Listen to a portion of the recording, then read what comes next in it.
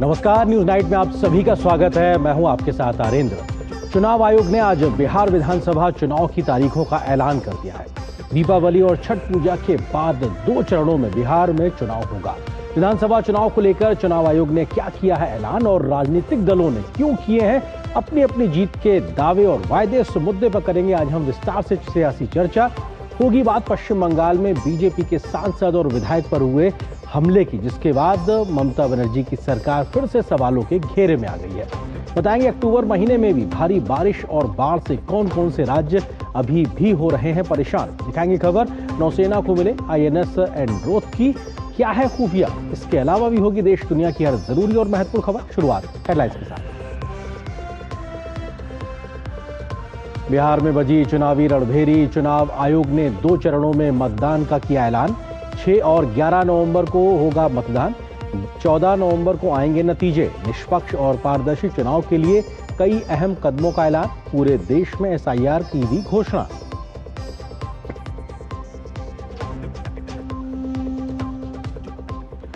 बिहार विधानसभा चुनाव के कार्यक्रम का राजनीतिक दलों ने किया स्वागत। अमित शाह ने कहा, बिहार की जनता इस बार भी विकास की राजनीति चुनेगी। NDA और महागठबंधन ने किए अपनी अपनी जीत के दावे। सीटों का बंटवारा होगा जल्द।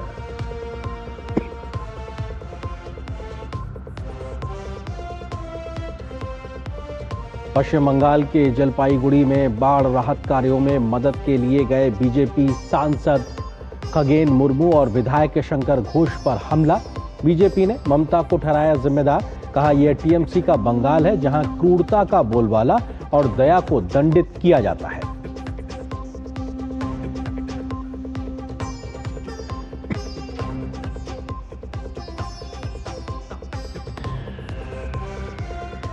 भारतीय समुद्री रक्षा में नई शक्ति का उदय। नौसेना में शामिल हुआ INS एंड्रोथ 80% से अधिक स्वदेशी सामग्री वाला anti submarine warfare shallow water craft है INS एंड्रोथ।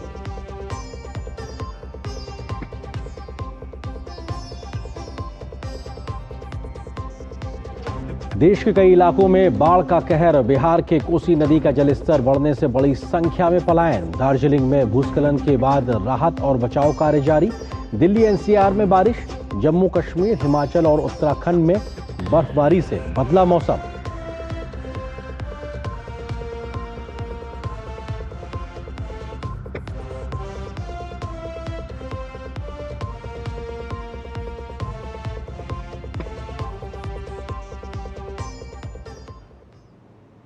तो आप देख रहे थे अभी इस वक्त की सुर्खियां। खबरों पर डालते हैं विस्तार से नजर। आज की बड़ी खबर बिहार विधानसभा चुनाव से जुड़ी हुई है। आज विधानसभा चुनाव की तारीखों का ऐलान हो गया है, जिसके बाद से बिहार में राजनीतिक सरगर्मियां और ज्यादा तेज हो गई हैं। बिहार में 2 चरणों में वोटिंग होगी, जिसके तहत पहले चरण की वोटिंग 6 नवंबर को होगी तो 11 नवंबर को दूसरे दौर का मतदान होगा। बिहार विधानसभा चुनाव के नतीजे 14 नवंबर को सामने आ जाएंगे। बिहार में करीब 7.25 करोड़ मतदाता अपने चुनावी अधिकार का प्रयोग करेंगे, जिसके बाद नई सरकार चुनी जाएगी। वोटिंग लिस्ट की विशेष गहन पुनरीक्षण की जो प्रक्रिया थी, यानी SIR की जो प्रक्रिया थी, उसके बाद हो रहे बिहार के विधानसभा चुनाव को पारदर्शी तरीके से कराने के लिए भी चुनाव आयोग ने कई नई पहल की है, जिसका फायदा आम मतदाताओं को मिलेगा।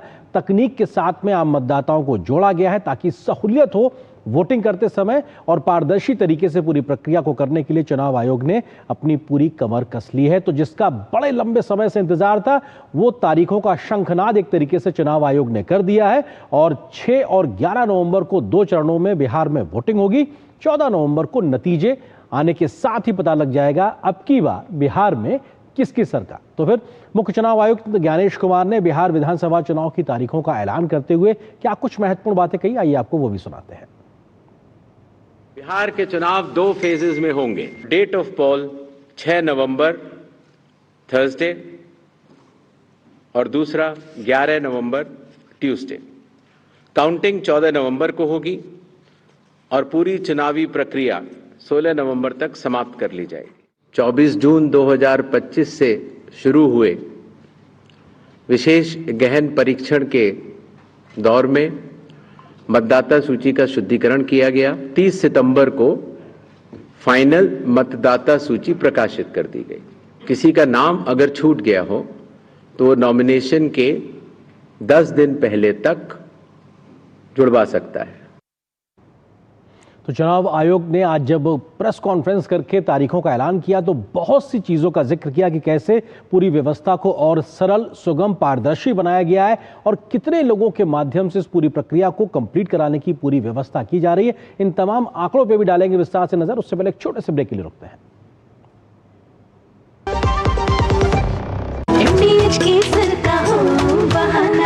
कश्मीरी पुलाव या हो बिरयानी खाना, केसरी चाय दूध, रसमलाई, केसरी लड्डू, हलवा याद आना, यही तो है MDH केसर का बहाना। MDH शुद्ध केसर, खुशबू ऐसी जो दिल जीत ले। MDH। यशस्वी प्रधानमंत्री नरेंद्र मोदी जी के विकसित भारत के विजन को माननीय मुख्यमंत्री योगी आदित्यनाथ जी के साथ 25 करोड़ नागरिकों ने बनाया है समर्थ उत्तर प्रदेश का विजन 2047। विषय विशेषज्ञ, सेवानिवृत्त IAS, IPS, वैज्ञानिक, कुलपति, प्रोफेसर, चिकित्सक एवं सेक्टोरल स्पेशलिस्ट का पैनल कर रहा है जनपद से ग्राम स्तर तक जन संवाद। तो प्रत्येक नागरिक अपने बहुमूल्य सुझाव देकर बन रहा है यूपी के विकास में भागीदार। मोबाइल से QR कोड स्कैन करें और पोर्टल samarthuttarpradesh.up.gov.in पर लिखकर या बोलकर दर्ज कराएं सुझाव। ये पोर्टल पूरी तरह निशुल्क है और 5 अक्टूबर 2025 तक खुला है। आपके सुझावों से तैयार होगा विकसित यूपी का रोड मैप और मूल्यवान सुझाव देने वाले होंगे सम्मानित। विकसित यूपी के निर्माण में बनिए सहभागी। हम मिलकर बनाएंगे आत्मनिर्भर उत्तर प्रदेश 2047 का समर्थ उत्तर प्रदेश। गोल्डी छोले मसाले, जहाँ जाए रिश्ते बनाए। गोल्डी लाए हैं फ्रेश लॉक टेक्नोलॉजी जो रखे मसालों को हर समय फ्रेश। जब धरती चीर कर निकलता है लोहे का पत्थर और मिलता है मोंगिया के जोश से, फिर तपता है, पिघलता है और बनता है फौलाद। अब होता है सरिया सारी खूबियों के साथ। मोंगिया स्टील, मजबूत देश का मजबूत सरिया। तुक्कल जी सबको लाख रुपए की एडवाइस देते हैं। देख भाई अंडा, लाख रुपए की एडवाइस दे रहा हूँ। होम इंश्योरेंस नहीं तो घर प्रवेश नहीं। ओए आग लग जावे, चोरी हो जाए तो नुकसान इंश्योरेंस कवर करेगा ना यार। बात तो सही कर रहा है यार। आज तो डुग्गू ने करोड़ों की एडवाइस दे दी। अच्छा किया इंश्योरेंस लिया। दादी के हाथों का जादू और खुशबू से महकता घर। MDH गरम मसाला, असली मसालों से भरा हूँ मैं, क्योंकि हर रिश्ता है स्वाद से जुड़ा। तो ब्रेक के बाद आपका एक बार फिर से स्वागत है। और ब्रेक पे जाने से पहले हम जिक्र कर रहे थे चुनाव आयोग द्वारा बिहार विधानसभा चुनाव की तारीखों का आज ऐलान किया गया। तमाम बातों को चुनाव आयोग ने सामने रखा। क्या कुछ बड़ी बातें उन्होंने कही, आइए आपको सिलसिलेवार तरीके से बताते हैं। क्योंकि बिहार की विधानसभा चुनाव की तारीखों के ऐलान की अगर बात की जाए तो ये 2 चरणों में होगा। पहला चरण 6 नवंबर को, दूसरा चरण 11 नवंबर को और मतगणना यानी नतीजे 14 नवंबर को सामने आएंगे। यानी 14 नवंबर वो तारीख है जिसमें पता लग जाएगा कि अगले 5 साल के लिए बिहार की जनता ने किसको मैंडेट दिया है, किसके हाथ में सत्ता की चाबी दी है। 2 चरणों वाले इस चुनाव के बाद 14 नवंबर को स्थिति स्पष्ट हो जाएगी। कुल सीटों की बात की जाए तो 243 विधानसभा सीटें हैं बिहार की विधानसभा में। इनमें से सामान्य सीटें 203 हैं, ST के लिए 2 सीटें रिजर्व हैं तो SC के लिए 38 सीटें रिजर्व हैं। तो ये अपने आप में सीटों का अंक गणित है। और 243 कुल जमा सीटें हैं जिनमें बहुमत के आधार पर अगले 5 साल के लिए जनता की जोर आजमाइश नजर आएगी। लोगों का समर्थन हासिल करने के लिए तमाम राजनीतिक दल आगे बढ़ते नजर आएंगे। कुल मतदाताओं की बात की जाए तो ये लगभग 7.5 करोड़ के आसपास में ओवरऑल मतदाता हैं, जिनमें से पुरुष मतदाताओं की बात की जाए तो करीब 4 करोड़ के आसपास में पुरुष मतदाता हैं, लगभग 3.5 करोड़ महिला मतदाता हैं। थर्ड जेंडर की बात की जाए तो लगभग 1725 थर्ड जेंडर मतदाता हैं। और सर्विस वोटर की बात की जाए तो 1,63,000 सर्विस वोटर्स भी हैं। और महत्वपूर्ण आंकड़ा आता है जो युवा वोटर्स की बात की जाती है तो 20 से 29 साल की उम्र के अगर वोटर्स की बात की जाए बिहार में मौजूदा वक्त में तो ये भी 1,63,000 के आसपास है। जबकि पहली बार वोट करने वाले जो वोटर्स का आंकड़ा यानी जिन्होंने अभी 18 साल की उम्र की है, जो पहली बार वोट करेंगे वो संख्या भी 14 लाख से ज्यादा। यानी युवा वोटर्स की बात की जाए तो ये संख्या अच्छी खासी है। महिला वोटर्स की संख्या की बात की जाए तो ये भी बहुत बेहतर है, क्योंकि बिहार में अक्सर बीते तमाम चुनावों में देखा गया है कि महिला वोटर्स पुरुषों से बढ़ चढ़कर वोटिंग करती नजर आती हैं। और ऐसे में बिहार को एक तरीके से महिला वोटर्स के नजरिए से भी बेहतरी से देखा जाता है कि आखिर वो एक बहुत निर्णायक स्थिति में वोट करती हैं।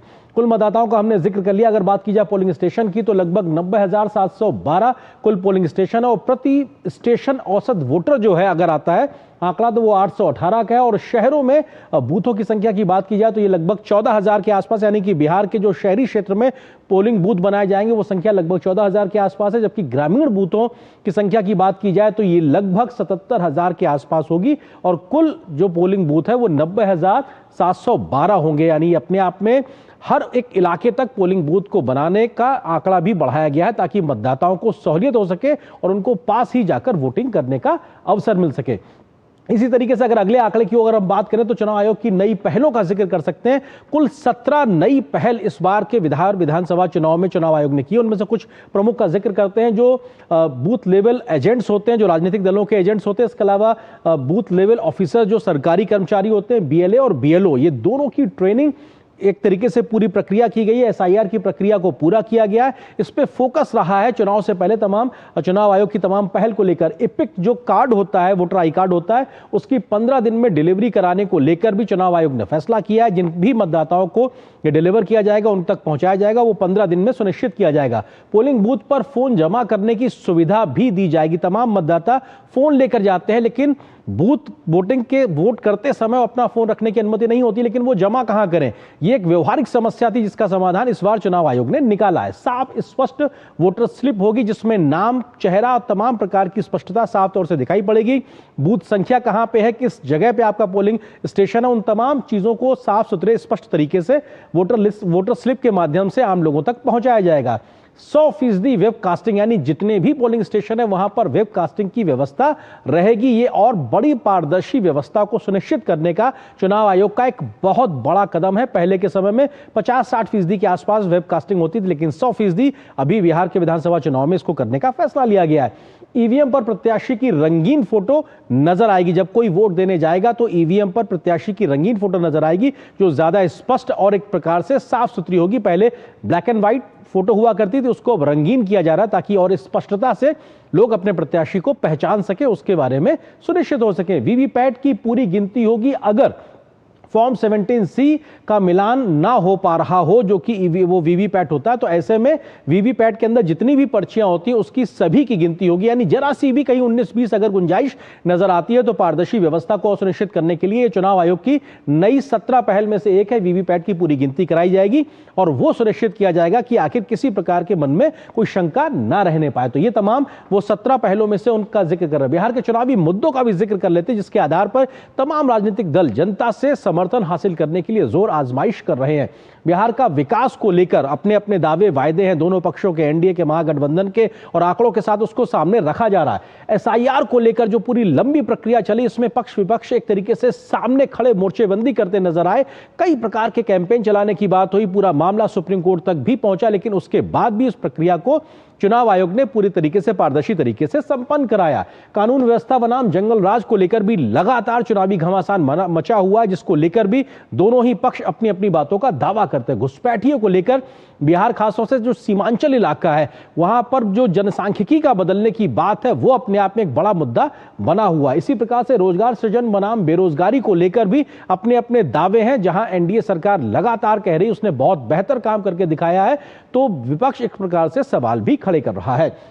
भ्रष्टाचार बनाम सुशासन को लेकर मौजूदा सुशासन बाबू के नाम से नीतीश की सरकार को जाना जाता है, नीतीश कुमार की सरकार को जाना जाता है, और वहीं जो आरजेडी की सरकार थी उसको लेकर कई प्रकार के गंभीर आरोप लगे जिनके तमाम मसले भी कानून की जद में आए हैं। तो ऐसे में भ्रष्टाचार बनाम सुशासन को लेकर लगातार बहस तेज चलती रहती है। बिहार में जो मौजूदा चुनाव में भी दिखाई पड़ रही है, बुनियादी सुविधाएं किसने किसको कितनी उपलब्ध कराई, इसको लेकर भी दोनों ही दलों की या दोनों ही पक्षों की अपनी अपनी तरीके से दावे हैं, वादे हैं, और एक दूसरे पे कटाक्ष भी लोग करते नजर आते। तो ये तमाम वो प्रमुख मुद्दे हैं जिसको लेकर इस बार बिहार का चुनाव होता हुआ दिखाई पड़ेगा। तो इन तमाम मसलों पर विस्तार से हम आगे बात भी करेंगे, लेकिन बिहार में चुनावी तारीखों का ऐलान होते ही तमाम दलों की ओर से प्रतिक्रियाएं भी सामने आने लगी हैं। सभी दलों ने मतदान के 2 चरणों में कराने पर खुशी जाहिर की है, तो अपनी अपनी जीत का सभी ने भरोसा भी जताया है। विधानसभा चुनाव में आज आयोग की ओर से की गई कई नई पहल को सबने स्वागत किया, जिसकी वजह से निष्पक्ष और पारदर्शी चुनाव कराने में मदद एक तरीके से होगी। इस बार पोलिंग बूथों पर 100% वेबकास्टिंग की व्यवस्था की गई। इसको लेकर तमाम जो राजनीतिक दल हैं वो खुशी जाहिर कर रहे हैं और इस बात को साफ तौर से कह रहे हैं कि एक पारदर्शी व्यवस्था को तेजी से आगे बढ़ाने का यह कदम बेहतर है चुनाव आयोग का। चुनाव तारीखों का ऐलान, बढ़ा सियासी घमासान। 2 चरणों में होगा मतदान, 14 नवंबर को पूरा होगा संग्राम। बिहार में विधानसभा चुनावों की तारीखों का ऐलान हो गया है और इसी के साथ चढ़ने लगा है सियासी पारा। चुनाव आयोग ने 2 चरणों में मतदान का ऐलान किया है, जिसका तमाम राजनीतिक दलों ने जमकर स्वागत किया है। केंद्रीय गृह मंत्री अमित शाह ने सोशल मीडिया प्लेटफॉर्म एक्स पर पोस्ट कर कहा, चुनाव आयोग ने बिहार विधानसभा चुनाव की घोषणा कर दी है। लोकतंत्र के इस महापर्व के लिए समस्त बिहार वासियों को बधाई। मोदी जी के नेतृत्व में एनडीए सरकार ने बिहार को जंगल राज से निकालकर विकास और सुशासन की नई दिशा दी है। आज बिहार गरीब कल्याण के साथ इंफ्रास्ट्रक्चर, स्वास्थ्य, शिक्षा, हर क्षेत्र में ऐतिहासिक बदलाव का साक्षी बन रहा है। मुझे पूर्ण विश्वास है कि बिहार की जनता इस बार भी विकास की राजनीति को चुनेगी। बीजेपी अध्यक्ष जेपी नड्डा ने चुनाव की घोषणा का स्वागत करते हुए कहा, प्रधानमंत्री के नेतृत्व में बिहार में एनडीए सरकार जन कल्याण और सुशासन का पर्याय बनी है। बिहार का ये चुनाव प्रदेश को विकास के रास्ते पर अनवरत ले जाने, घूसपैठिया मुक्त करने और जंगल राज को फिर से आने से रोकने का चुनाव है। मुझे पूर्ण विश्वास है कि लोकतंत्र की जननी बिहार की पुण्य धारा की जनता इन विधानसभा चुनावों में भारतीय जनता पार्टी एवं एनडीए को अपना आशीर्वाद और प्रचंड मतों से समर्थन प्रदान करेगी। पहले गुंडा राज था, अब सामाजिक समरसता का राज है। अब कोई माए बाप ये नहीं देखता कि शाम को 5 बज गया, 6 बज गया, मेरा बेटा नहीं आया है। ये लालू जी का जंगल राज अब बिहार में नहीं चलेगा। फिर से बिहार की जनता एनडीए गठबंधन की सरकार बनाने का अपना निर्णय देगी, ये मुझे पूरा विश्वास है। बिहार के तमाम दलों के नेता फैसले का स्वागत करते हुए अपनी जीत के दावे कर रहे हैं। एक्सपेक्टेड ही था कि फर्स्ट वीक में होगा और 14-15 तक चुनाव कंप्लीट कराया जाएगा, 15-16 तक जो ट्रेंड रहा है पुराने 20 का 15 का। तो मैं समझता हूं कि ठीक है, इलेक्शन कमीशन का हम लोग तो सिंगल फेज में भी तैयार थे, 2 फेज हुआ है, अच्छा है। लोग भी बहुत उम्मीद से कांग्रेस को भी देख रहे हैं, महागठबंधन को देख रहे हैं। मुझे लगता है कि कांग्रेस ने अपनी एक नई पहचान बनाने में बिहार में सफल हुए हैं। 14 नवंबर का जो तारीख होगा, यानी बिहार के लोग बदलाव चाहते हैं। बिहार के लोग जो हैं इस बार महागठबंधन की सरकार चाहते हैं। चुनाव आयोग ने मतदान को बेहतर बनाने के लिए कई बदलाव किए हैं। अब प्रत्येक मतदान केंद्र पर 1500 की बजाय 1200 मतदाता मतदान कर सकेंगे और राज्य भर में मतदान केंद्रों की संख्या बढ़ाई जाएगी। चुनाव आयोग द्वारा कुल 90,000 से अधिक मतदान केंद्र स्थापित किए जाएंगे। सुरक्षा और सुचारू संचालन सुनिश्चित करने के लिए केंद्रीय सशस्त्र पुलिस बलों की अतिरिक्त तैनाती की आवश्यकता होगी। मुख्य चुनाव आयुक्त ने बिहार के मतदाताओं को आश्वस्त किया कि चुनाव न केवल अनुकरणीय और सुचारू होंगे, बल्कि कानून व्यवस्था बनाए रखने पर विशेष ध्यान देने के कारण सबसे शांतिपूर्ण भी होंगे। Bureau report, DD news. तो आज की इस बड़ी सियासी खबर पे हम करेंगे चर्चा। इससे जुड़ा है आज का हमारा विशेष चुनावी तारीखों का ऐलान, बढ़ा सियासी घमासान, क्योंकि तारीखों का ऐलान होते ही सियासी घमासान बढ़ गया है बिहार में। और इस विषय पे बात करने के लिए मेहमानों का बहुत ही खास पैनल इस वक्त मेरे साथ मौजूद है। उनका परिचय आपसे कराते हैं। मनीष पांडे हैं, प्रवक्ता भारतीय जनता पार्टी के। इसके अलावा राहुल लाल जी हैं, जो कि कांग्रेस समर्थक राजनीतिक विश्लेषक हैं। इसके साथ ही साथ किशोर कुणाल हैं, प्रवक्ता जेडीयू के हैं। साथ ही साथ वरिष्ठ पत्रकार रामकृपाल सिंह जी हैं। आप सभी का बहुत बहुत स्वागत है।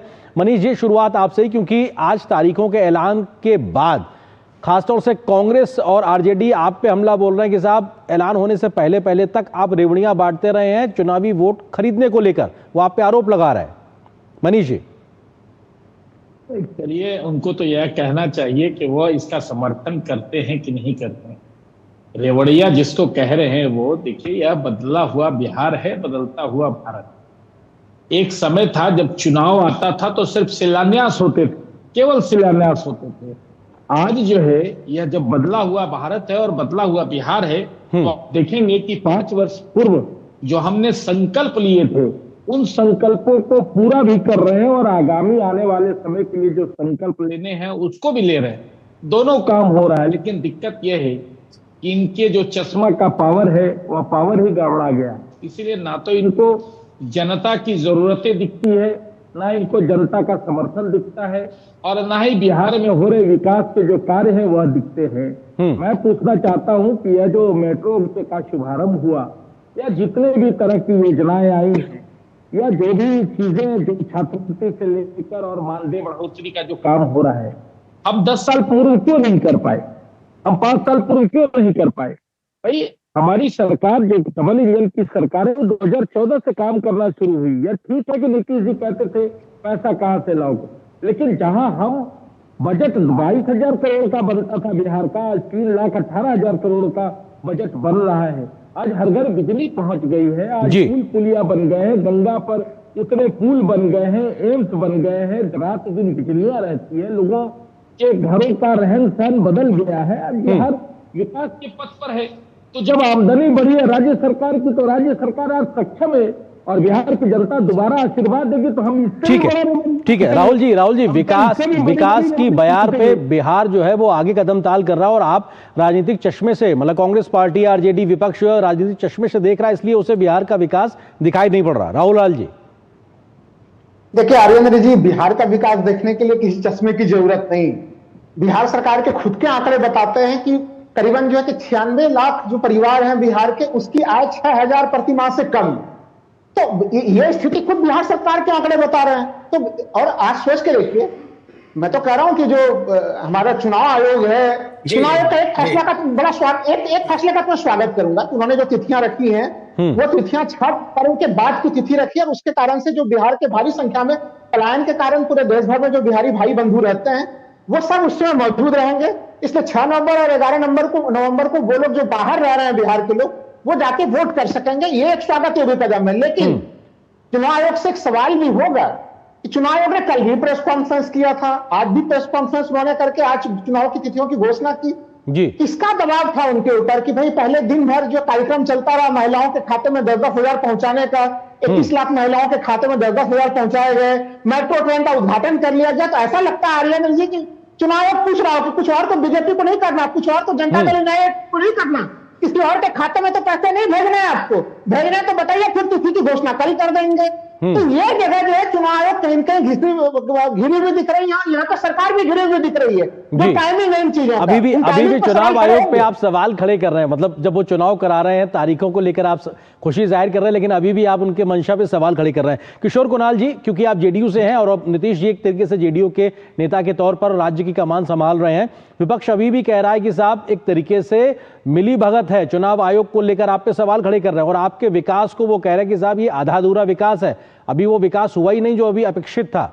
किशोर जी देखिए, आनंद जी नमस्कार। ये वही विपक्ष हैं जो टीएन सेशन को चुनाव लड़ाते हैं लालकृष्ण आडवाणी जी के खिलाफ।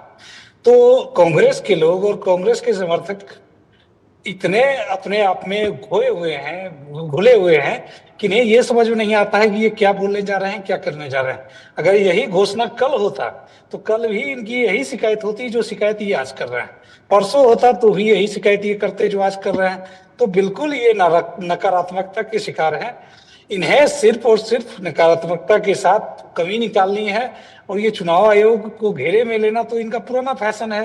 इन्हीं के अलायंस पार्टनर के लालू प्रसाद यादव जी एक जमाने में बोला करते थे कि सेशनवा को जेल भेज देंगे, सेशनवा को घेर लेंगे, सेशनवा चुनाव करा रहा है या महाकुंभ करा रहा है। और उसी टीएन सेशन को ये अगले ही 99 के चुनाव में उम्मीदवार बनाते हैं, कांग्रेस से अहमदाबाद से चुनाव लड़वाते हैं लालकृष्ण आडवाणी जी के खिलाफ। तो बिल्कुल स्पष्ट है कि ये कांग्रेस के लोग हमेशा से हार का बहाना खोजते रहते हैं कि अगर जनता उन्हें जनादेश नहीं देगी तो उनके पास एक कारण हो लोगों को बताने का कि किस कारण से वो चुनाव हारे हैं। तो इस बार ये चुनाव आयोग को इसके लिए बलि का बकरा बनाने के प्रयास में है। और कितना हास्यास्पद बात है कि जो काम चुनाव आयोग को करना है उसमें भी ये मीन मेख निकाल नहीं रहे। ठीक है, वो सुझाव देना चाहते हैं कि तारीखें को ऐलान के लिए वो एक तरीके से सरकार पर निर्भर ना रहे, ऐसा वो आरोप लगा रहे हैं। रामगोपाल जी, सवाल ये है कि हर चुनाव अपने आप में अलग होता, अनोखा होता है, लेकिन कुछ बड़े संदेश और संकेत न सिर्फ संबंधित राज्य के लिए होते हैं बल्कि देश के लिए भी होते हैं।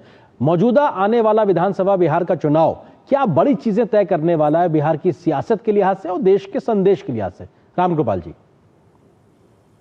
देखिए आर्यन जी, सबसे बड़ा तो सवाल यह था कि जिस तरह से विपक्ष ने चुनाव आयोग की निष्पक्षता को पर एक संदेह व्यक्त किया, उसको कटघरे में खड़ा किया, तो आज जिस तरह से उन्होंने घोषणाएं की हैं चुनाव आयुक्त ने, और जो जो नई चीजें उन्होंने बताई हैं कि हम ये भी करने जा रहे हैं, ये भी करने जा रहे हैं, तो मुझे यह लगता है कि बहुत हद तक उन्होंने कोशिश ये की है कि जो अनर्गल आरोप लगाए गए थे वो इतने पारदर्शी ढंग से चुनाव हो कि वो आरोप कहीं ठहर नहीं पाए। और मैं समझता हूं कि ये सभी पार्टियों को इसका स्वागत करना चाहिए कि जो जो चीजें, जो आशंकाएं थी, तमाम तरह की चीजें थी, बहुत सबका निराकरण हो चुका है। और मैं समझता हूं कि बहुत अच्छे ढंग से, पारदर्शी ढंग से ये चुनाव समाप्त होगा ताकि लोगों को ये कहने का मौका न मिले। रही दूसरी बात, देखिए हर चुनाव में विकास, अच्छाई गिनाई जाती है, तमाम कमियां निकाली जाती हैं।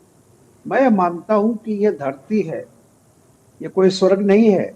यहाँ बहुत गड्ढे होंगे, बहुत सारी कमियां होंगी, बहुत सारी मुश्किलात हैं। सवाल इस बात का है कि जनता का भरोसा किस पर है।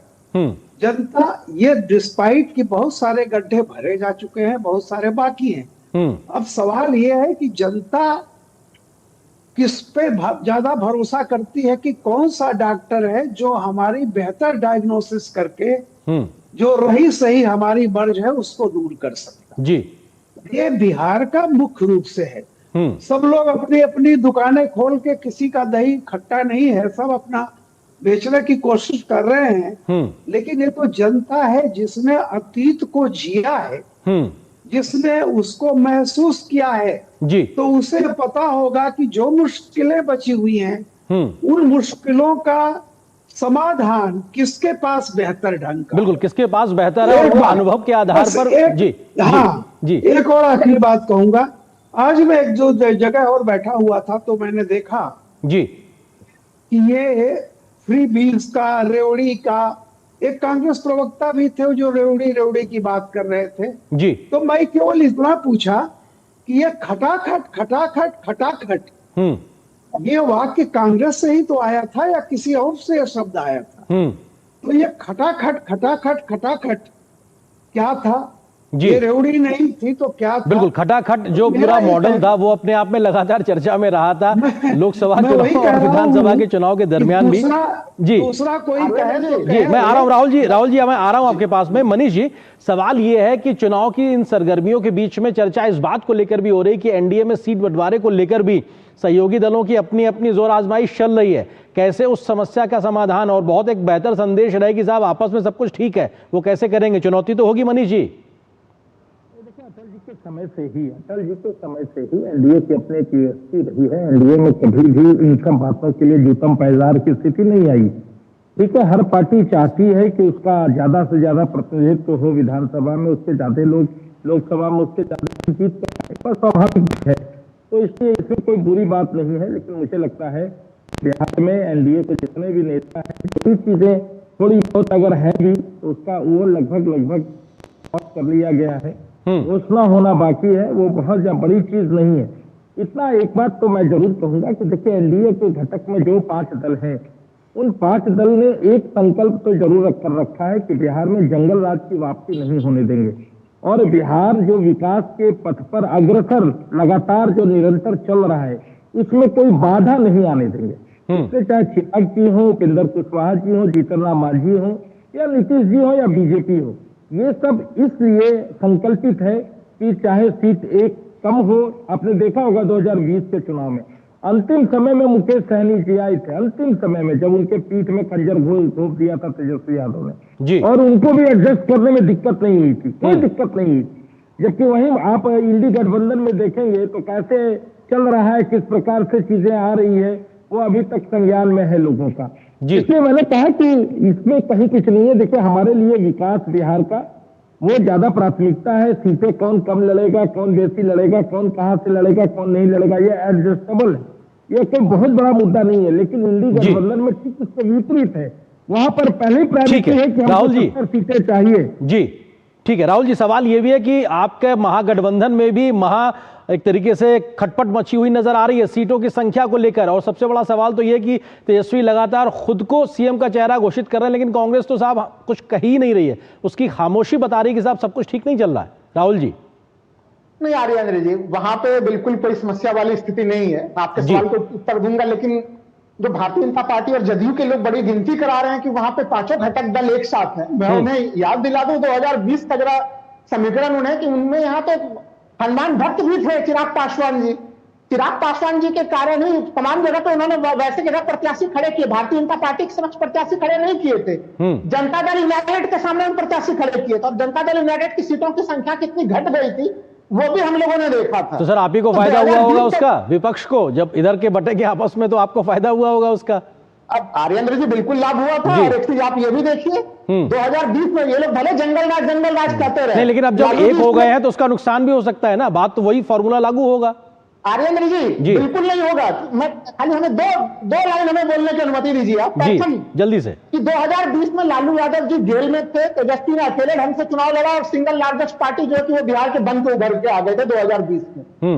अब देखिए इस चुनाव को अभी भी ये लोग लड़ना चाह रहे हैं कि लालू जी के 1990 से लेके 2005 वाले, अरे वो 15 साल बनाम आप 20 साल जो लड़ाई करना चाह रहे हैं वो नहीं होने वाला बिहार में। बिहार में जनता पूछ रही है कि 20 साल बनाम 17 महीने जो तेजस्वी यादव जिसमें उप मुख्यमंत्री रहे, उस 17 महीने में उन्होंने किस प्रकार से जबरदस्त रोजगार प्रदान किया जी, और उस कारण से तेजस्वी यादव की अपनी बड़ी जबरदस्त। ठीक है किशोर जी, सवाल ये है कि 15 साल बनाम 20 साल नहीं, वो कह रहे हैं साहब 20 साल बनाम 17 महीने में ही वो लोग बेहतर स्थिति में अपने आप को आगे जिता ले जाएंगे। किशोर जी देखिए, ये वही कांग्रेस के प्रवक्ता हैं जिसके 70 सीट से लड़ने के बाद 19 सीट आया है। तो देखिए इनका स्ट्राइक रेट कितना गिरा है, 15 का चुनाव उठा लीजिए और फिर 20 का चुनाव उठा लीजिए।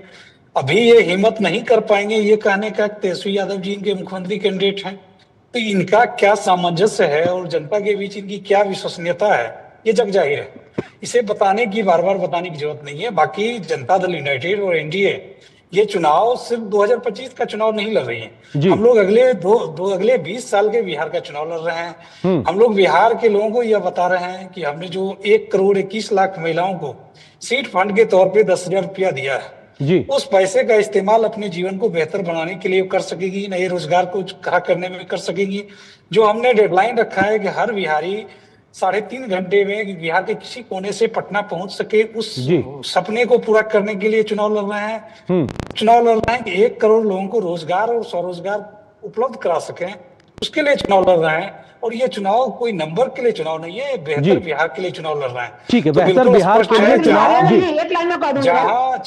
जी। राहुल जी आ रहा हूँ आपके पास, राहुल जी आ रहा हूँ जी, जल्दी से किशोर जी। हाँ, जहां कांग्रेस और विपक्ष के लोग सरकार बनाने के लिए चुनाव लड़ रहे हैं, वहीं हम लोग एक बेहतर बिहार देने के लिए चुनाव लड़ रहे हैं। ठीक है राहुल जी, जल्दी से अपनी बात पॉइंट रखिए। राहुल जी हाँ, उन्होंने कहा कि कांग्रेस 70 सीटों पर लड़ी थी और कांग्रेस का परिणाम ठीक है 2020 में सही नहीं आया था, लेकिन मैं डंके के चोट पर कह रहा हूँ कांग्रेस की सीटें 2025 विधानसभा चुनाव में जनता दल यूनाइटेड से ज्यादा आने वाले। नोट करके रखिए, चलिए नोट करके रख लें। ठीक है, हम भी नोट करके रखते हैं और बाकी तमाम लोग भी रखेंगे। रामकृपाल जी सवाल ये है कि क्या बिहार का मौजूदा विधानसभा चुनाव किन बड़े मुद्दों के इर्द गिर्द लड़ा जाएगा? क्या वो बड़े निर्णायक फैक्टर होंगे जिसके आधार पे इस बार बिहार की जनता सत्ता की चाबी सौंपने वाली है? देखिए आर्यन जी, 2014 से मैं एक चीज को देख रहा हूं कि समाज में हर तरह के मुद्दे होते हैं, बेरोजगारी भी है, गरीबी भी है, जातिवाद भी है, फलाना भी है, ढिकाना भी। लेकिन अगर आप एक पैटर्न देखेंगे तो जनता जब भी कोई अपना जो मत देती है वो क्षेत्रीयता, जिसको कहते हैं कि क्षेत्रीयता, जातीयता, धार्मिकता, इन सबसे ऊपर उठ करके मत देती है। आप उत्तर प्रदेश और बिहार का भी देख लीजिए। दूसरी चीज एक है कि हम लोग कई बार सोचते हैं कि स्टेट का चुनाव सिर्फ स्टेट के लोकल मुद्दों पर होता है, ऐसा नहीं है।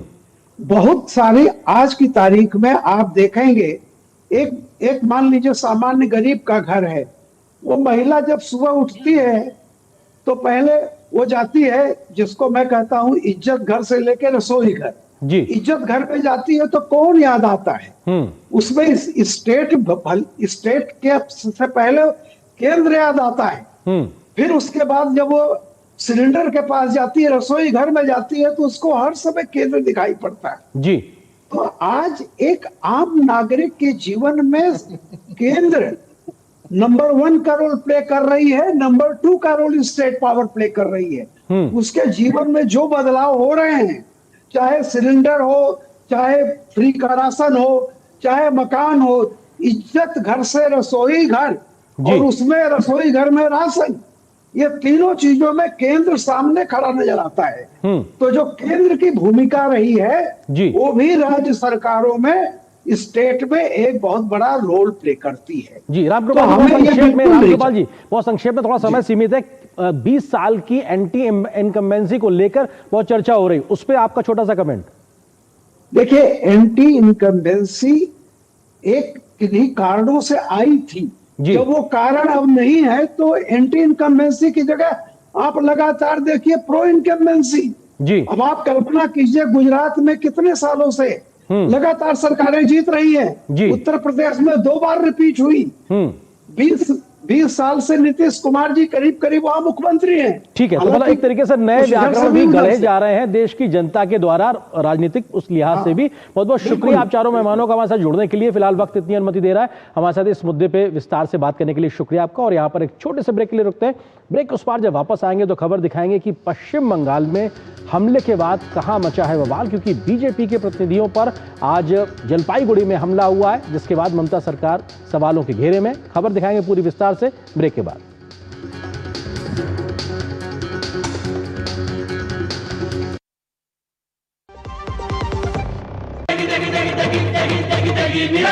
MDH की देगी मिर्च, देगी मिर्च का तड़का, अंग अंग फड़का। MDH की देगी मिर्च। हेलो, नमस्कार विधायक जी, हम पैसा बढ़ाओ इन्वेस्टमेंट बैंक से बात कर रहे हैं। हम आपके पैसे 10 गुना तक बढ़ा सकते हैं। आपको ग्रुप पे ऐड करके प्रूफ भी भेजा है, आप देखिएगा। तुम तो कमाल के आदमी हो यार, हमारा भी पैसा बढ़ा दो। सर, ग्रुप पे जैसा बोला जाए बस वैसा करते जाइए। अच्छा, ये तो बहुत। चिंता मत करो, जिस नंबर से तुम कॉल कर रहे हो ना, पुलिस 2 मिनट में उसको देख करके ट्रेस करके पकड़ लेगी तुमको और अंदर। और ये क्या कर दिया महाराज, आप जैसे पढ़े लिखे लोगों को ये लोग ये बिल्कुल फर्जी इन्वेस्टमेंट ग्रुप का सदस्य बना करके आपको फंसा रहे हैं। हमको चुना लगा रहे हैं। बिल्कुल, आप भी कभी भी किसी अनजान सोशल मीडिया इन्वेस्टमेंट ग्रुप में बिल्कुल न जुड़े। और यदि स्टॉक मार्केट में इन्वेस्टमेंट करना हो तो हमेशा सेबी अप्रूव्ड ऐप से ही करें। आपके लालच को बनाकर हथियार साइबर अपराधी करते हैं आप परिवार। शिकार होने पर ये नंबर पे फोन कीजिए 1930 या फिर ये जो वेबसाइट दिया है ना नीचे www.cybercrime.gov.in, आपकी स्क्रीन पर, वहाँ शिकायत जो है आप दर्ज करें। विकी भैया जब भी आते हैं नई खबर लाते हैं। पता है बाइक इंश्योरेंस में कितने पैसे लगते हैं? कितने? नहीं कराने पर जो चालान कटेंगे ना, उससे भी कम। फिर मम्मी बोली, अरे अभी तो रिन्यू करवाया है, चल बेटा मेरे को घर तक छोड़ दे। लोग कट गया चालान। कहीं आपका चालान ना कट जाए तो लीजिए इंश्योरेंस। अच्छा किया इंश्योरेंस लिया। छोले बने तो गोल्डी छोले मसाले, जहाँ जाए रिश्ते बनाए। गोल्डी लाए हैं फ्रेश लॉक टेक्नोलॉजी, जो रखे मसालों को हर समय फ्रेश।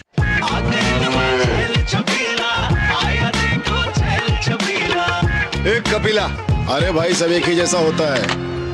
ये लो साधारण पशु आहार।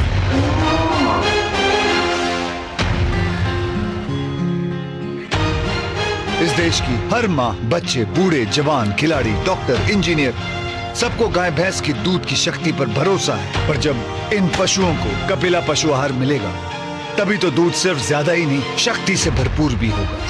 और ये सच जानते हुए चंद पैसों के लिए तुम देश का भरोसा तोड़ दो। माफ कीजिए। कपिला पशु आहार, देश का नंबर 1 पशु आहार। मेरी पसंद, मेरी पसंद,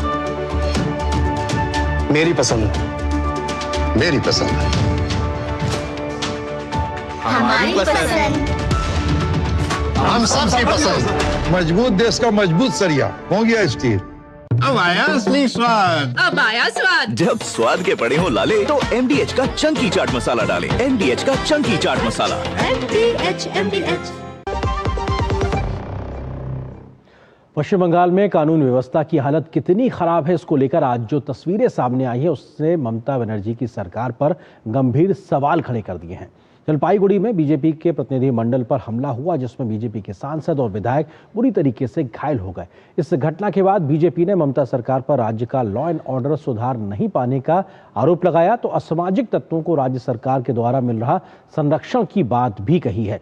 इससे पहले भी न जाने ऐसी कितनी घटनाएं हो चुकी हैं, जिसको लेकर पश्चिम बंगाल में सरकार सवालों के कटघरे में रही है। पीएम मोदी ने भी घटना की निंदा करते हुए कहा कि जिस तरह से ये हमला हुआ वो ये टीएमसी की असंवेदनशीलता के साथ साथ राज्य में कानून व्यवस्था की अत्यंत दयनीय स्थिति को भी उजागर करता है।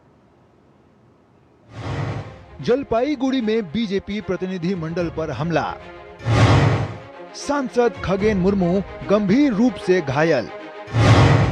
हमले के बाद बंगाल में सियासी बवाल, ममता सरकार पर उठे सवाल। पश्चिम बंगाल की कानून व्यवस्था पर सवाल पहले भी उठते रहे हैं, लेकिन सांसद पर हमले की ये तस्वीरें राज्य के हालात के बारे में बहुत कुछ बयां कर रही हैं। ये हमला हुआ राज्य के जलपाईगुड़ी में बीजेपी सांसद खगेन मुर्मू और विधायक शंकर घोष पर। भारी बारिश और बाढ़ के बाद राहत कार्यों का जायजा लेने के लिए भाजपा नेताओं का एक प्रतिनिधिमंडल जलपाईगुड़ी के नागरकाटा पहुंचा था। इस बीच कुछ लोगों ने भाजपा प्रतिनिधिमंडल पर हमला किया, वाहनों में तोड़फोड़ की गई।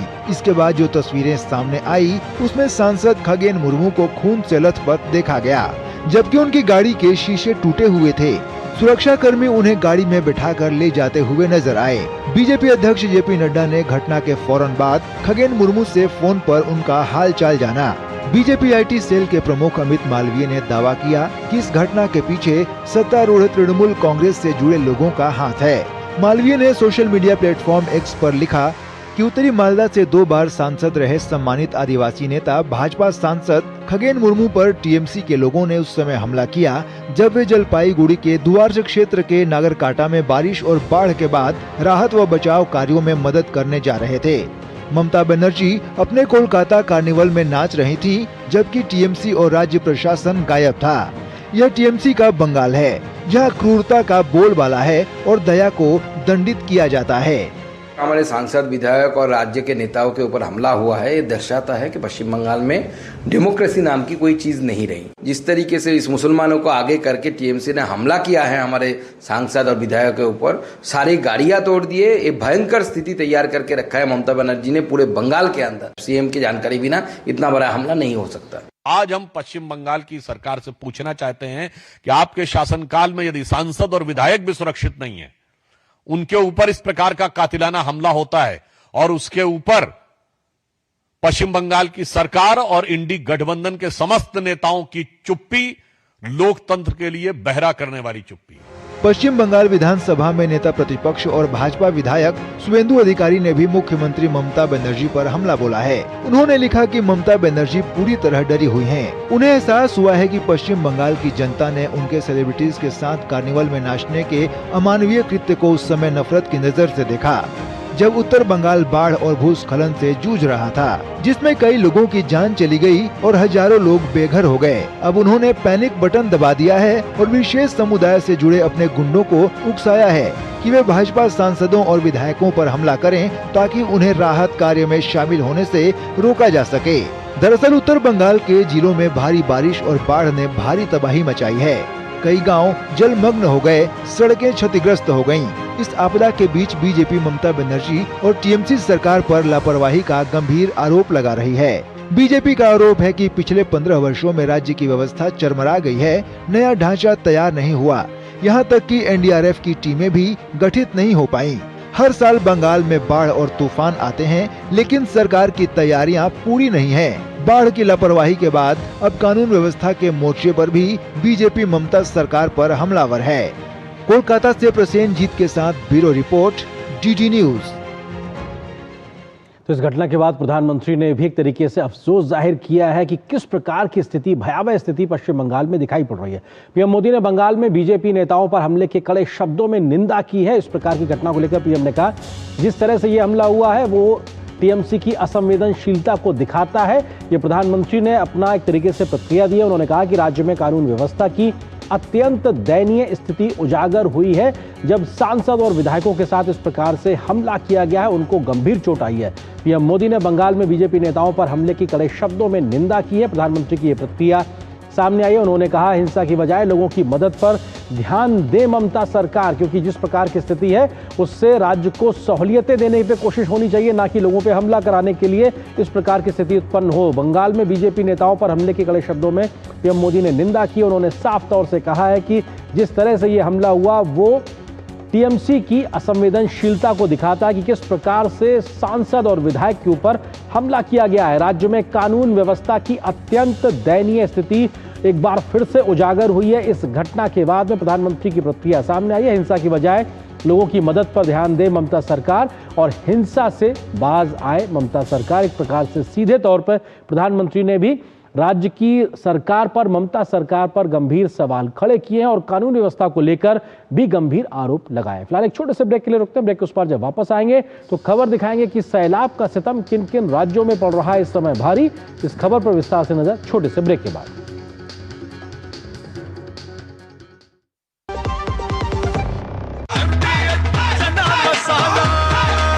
अब छोलिया हो या लोबिया, सफेद चने या काले चने, सब कुछ मजेदार बने। दीदी नौकरी लग गई। अरे वाह, बधाई हो। तो अब तो ढेर सारी शॉपिंग। हाँ दी, नया मोबाइल। अरे रुको शहजादे, सैलरी से पहले खर्चे। इंस्टेंट लोन भी तो मिलता है। पहले बजट बनाना सीखो, फिर खर्च करो।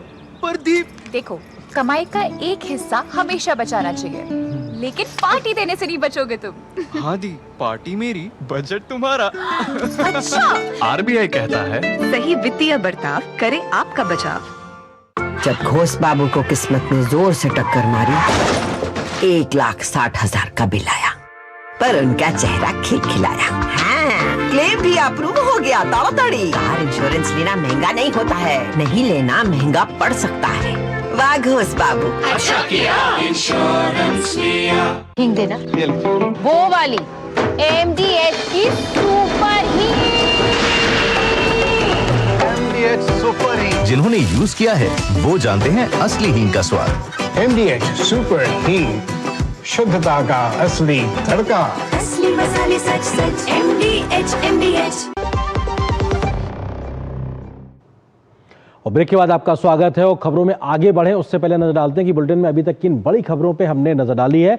बिहार में बची चुनावी रणभेरी, उसका जिक्र हमने एक तरीके से किया और चुनाव की तारीखों का ऐलान हुआ है, उसका स्वागत किया गया। अभी तक जिन बड़ी खबरों को हमने देखा और पश्चिम बंगाल में सियासी घमासान भी होता हुआ दिखाई पड़ा, जिस प्रकार से बीजेपी के प्रतिनिधि मंडल के ऊपर हमला हुआ, तो इन तमाम बड़ी खबरों से हमने आपको रूबरू कराया। अब बढ़ते हैं आज की एक और बड़ी खबर की ओर, जो कि मौसम के मार से जुड़ी हुई है। अक्टूबर महीने में हो रही भारी बारिश इन दिनों कई राज्यों में परेशानी का सबब बनी हुई है और ऐसे में पहाड़ी राज्य हो, मैदानी राज्य हो, सब जगह मौसम एक तरीके से परेशानी पैदा करता हुआ दिखाई पड़ रहा है। पंजाब, बिहार, उत्तर प्रदेश जैसे तमाम जो राज्य हैं, फिर बंगाल की बात की जाए, बाढ़ ने परेशानी बढ़ा दी है, भूस्खलन की वजह से जान माल का नुकसान हुआ है। तो वहीं पहाड़ी राज्यों की बात की जाए तो बर्फबारी भी एक तरीके से शुरू होती हुई दिखाई पड़ रही है और भारी बारिश ने मुश्किलें पैदा कर दी हैं। जान माल के नुकसान के बीच में राहत और बचाव कार्य भी युद्ध स्तर पर जारी है। कई राज्यों में मौसम बेरहम, दिखा सैलाब का सितम, राहत और बचाव कार्य जारी, प्रशासन पर बड़ी जिम्मेदारी। अक्टूबर के महीने में भी कई राज्यों में बारिश का दौर जारी है। बिहार, पश्चिम बंगाल, पंजाब और जम्मू कश्मीर में कई जगहों पर बारिश से जनजीवन प्रभावित हुआ है, तो कुछ जगह सैलाब ने तबाही मचा दी है। बिहार के कोसी नदी और महानंदा सहित प्रमुख नदियां उफान पर हैं और कई जगहों पर खतरे के निशान से ऊपर बह रही हैं। जल भराव के कारण सड़क और रेल यातायात प्रभावित हुआ है। राज्य भर में प्राकृतिक आपदा से लगभग 16 लोगों की मौत हो गई। सुपौल जिले की लगभग 33 पंचायतें बाढ़ प्रभावित हो गई हैं। जिले में कोसी नदी का पानी सैकड़ों घरों में पहुंच गया है। सीमांचल क्षेत्र में कोसी और महानंदा नदियों के बढ़ते जलस्तर के कारण किशनगंज, अररिया और कटिहार जिलों के कई हिस्सों में बाढ़ आ गई है। इस बीच शिवहर जिला प्रशासन और मौसम विभाग ने बारिश के मद्देनजर एडवाइजरी जारी की है। भारी वर्षा को देखते हुए स्कूल, आंगनवाड़ी केंद्र 2 दिन के लिए बंद किए गए हैं और सभी अधिकारियों को, सभी संबंधित डिपार्टमेंट्स के अधिकारियों को मुख्यालय में बने रहने हेतु सख्त हिदायत दी गई है। तथा एक एडवाइजरी जारी की गई कि नदी और तालाब से विशेषकर बच्चों को दूर रखें जब तक की स्थिति सामान्य नहीं हो जाती। तेज बारिश और लैंडस्लाइड ने पश्चिम बंगाल में कहर बरपाया है। ऐसे में भारी बारिश के कारण बालसन नदी पर दुधिया स्थित लोहे का पुल बह गया, जिससे सिलीगुड़ी और मिरिक का संपर्क टूट गया। पुल के ध्वस्त होने से वाहन आवागमन पूरी तरह से बंद हो गया है। वहीं दार्जिलिंग के मिरिक और अन्य इलाकों में भारी बारिश के कारण हुए भूस्खलनों से कई आवासीय भवनों को भारी नुकसान पहुंचा है। दूर दराज के कई गांवों का संपर्क टूट गया है। पश्चिम बंगाल के मुख्यमंत्री ममता बनर्जी ने दार्जिलिंग भूस्खलन की घटना पर कहा, हमने सभी पर्यटकों को बचा लिया है। केवल डायमंड हार्बर में एक व्यक्ति लापता है। सभी पर्यटक सुरक्षित हैं। पुलिस ने सामुदायिक रसोई भी शुरू कर दी है। वहीं जम्मू कश्मीर के कई भागों में कहीं बारिश और कहीं बर्फबारी हुई है। बांदीपोरा में राजधानी टॉप पर 3 इंच तक बर्फबारी हुई है, जिससे तापमान में काफी गिरावट आई है। डोडा में भारी बारिश से आम जनजीवन पूरी तरह प्रभावित हुआ है। प्रशासन ने एहतियातन स्कूल कॉलेज बंद रखने के निर्देश दिए हैं। मौसम विभाग ने अगले 48 घंटे तक भारी बारिश की चेतावनी जारी की है। वहीं दिल्ली एनसीआर में रविवार की रात से कई जगहों पर तेज हवाओं के साथ झमाझम बारिश हुई। जयपुर शहर में लगातार तेज बारिश के चलते कई इलाकों में जल भराव देखा गया, जिससे यातायात प्रभावित हुआ। पंजाब और हरियाणा के कई भागों में तेज बारिश हुई। चंडीगढ़, अमृतसर समेत कई हिस्सों में भारी बारिश से तापमान में गिरावट आई। मौसम विभाग ने तेज बारिश के मद्देनजर कई जिलों में ऑरेंज अलर्ट जारी किया है। हमने ऑरेंज अलर्ट रखा हुआ है पंजाब और हरियाणा में। उसमें पंजाब में 8 जिले ऐसे हैं जहां पे ऑरेंज अलर्ट है, जिसमें नॉर्थ वेस्टर्न पंजाब है और कुछ मालवा का भी, साउथ ईस्ट मालवा भी है। वहीं पड़ोसी देश नेपाल में भी मानसूनी बारिश कहर बरपा रही है। कोशी, बागमती और मध्य प्रदेश में भारी बारिश ने तबाही मचा दी है। इस प्राकृतिक आपदा में करीब 50 लोगों की मौत हो चुकी है। इस बीच अरब सागर में बना चक्रवाती तूफान शक्ति कमजोर पड़ गया है। साथ ही यह 15 किलोमीटर प्रति घंटे की रफ्तार से पश्चिम और दक्षिण पश्चिम अरब सागर की ओर मुड़ गया है। आईएमडी के अनुसार 7 अक्टूबर को दोपहर में पश्चिम मध्य और उत्तर पश्चिम अरब सागर में पहुंचने के बाद इसके और कमजोर होकर डिप्रेशन में बदलने की संभावना है। Bureau report, DD news. और यहाँ पर एक और छोटे से ब्रेक के लिए रुकते हैं। ब्रेक के उस पार वापस आके आपको बताएंगे कि आखिर कैसे और ज्यादा मजबूत हुई भारतीय नौसेना। खबर पर विस्तार से नजर छोटे से ब्रेक के बाद।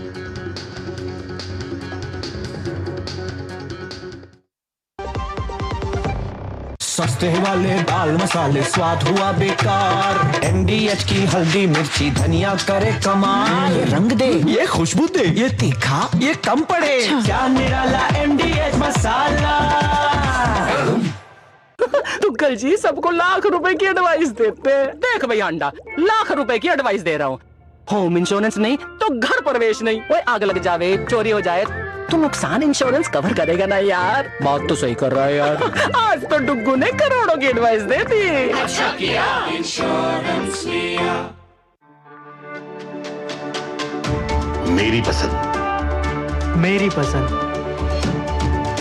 मेरी पसंद, मेरी पसंद, हमारी पसंद, हम सबकी पसंद। मजबूत देश का मजबूत सरिया हो गया स्टील। आपके घर के खाने में रेस्टोरेंट जैसा स्वाद ले आए एमडीएच का शाही पनीर मसाला। पनीर को क्या मस्त बना डाला।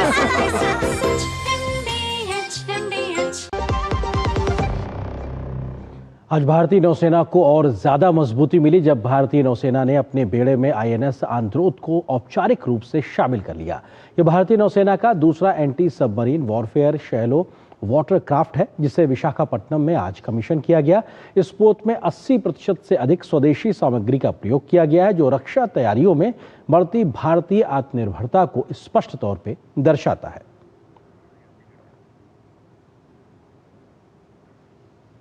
और न्यूज नाइट के अंत में आपको छोड़ जाते हैं कुछ और राष्ट्रीय महत्व की खबरों के साथ। फटाफट अंदाज में आप देखिए इन खबरों को। मुझे और मेरी पूरी टीम को दीजिए अनुमति। नमस्कार। राष्ट्रपति द्रौपदी मुर्मू ने एनएसएस पुरस्कार प्रदान किए। उन्होंने 2022-23 के लिए राष्ट्रीय सेवा योजना पुरस्कार वितरण कार्यक्रम में वॉलंटियर्स को सम्मानित किया। समाज के हित में काम करने वाले इन वॉलंटियर्स को पुरस्कृत किया गया। केंद्रीय मंत्री नितिन गडकरी ने नई दिल्ली स्थित भारत मंडपम में 20वें फिक्की उच्च शिक्षा सम्मेलन 2025 का शुभारंभ किया। इस खास अवसर पर उन्होंने 11वें फिक्की उच्च शिक्षा उत्कृष्टता पुरस्कार प्रदान किए। इस दौरान नितिन गडकरी ने उच्च शिक्षा को किसी भी देश के लिए अत्यंत महत्वपूर्ण बताया। एनआईए ने लॉरेंस बिश्नोई गैंग और बब्बर खालसा इंटरनेशनल आतंकी गैंगस्टर नेक्सस मामले में 22वां आरोपी पर आरोप पत्र दायर किया है। पटियाला हाउस कोर्ट में एनआईए ने अपने 5वें आरोप पत्र में राहुल सरकार पर लॉरेंस बिश्नोई गिरोह के सदस्यों को भारत में आतंकी गतिविधियों में मदद करने का आरोप लगाया है। छत्तीसगढ़ के गरियाबंद जिले में 1-1 लाख के इनामी 3 माओवादी नागेश कवासी, जैनी मडकम और मनीला कवासी ने हथियारों के साथ आत्मसमर्पण किया। ये डीजीएन डिवीजन और ओडिशा स्टेट कमेटी से जुड़े थे और कई नक्सली घटनाओं में शामिल रहे हैं। सुप्रीम कोर्ट ने तमिलनाडु के पूर्व मंत्री वी सेंथिल बालाजी की उस याचिका को खारिज कर दिया है जिसमें कोर्ट से यह स्पष्ट करने की मांग की गई थी कि सेंथिल बालाजी दोबारा राज्य में मंत्री पद ग्रहण कर सकते हैं। बरेली को 26 सितंबर को संघर्ष की आग में झोंकने वाले 7 उपद्रवियों के खिलाफ 15-15 हजार का इनाम घोषित किया गया है। उपद्रवियों में आईएमसी की यूथ विंग के अध्यक्ष अल्तमश रजा समेत 7 आरोपी शामिल हैं। ये सभी आरोपी 26 सितंबर को जुमे की नमाज के बाद हुए बवाल में वांछित चल रहे हैं। मुख्यमंत्री रेखा गुप्ता ने एक कार्यक्रम में बड़ा ऐलान करते हुए बताया कि वे सुप्रीम कोर्ट से दिल्ली में दिवाली पर ग्रीन पटाखे चलाने का आग्रह करेंगी ताकि लोग भारतीय संस्कृति के सबसे बड़े धार्मिक पर्व को अच्छे से मना सके। नीति आयोग के सीईओ बीवीआर सुब्रमण्यम ने ट्रेड वॉच क्वार्टरली रिपोर्ट जारी की। उन्होंने कहा कि चमड़े के कारोबार के अलावा भारत को गैर चमड़े के उत्पादों पर भी ध्यान देना होगा।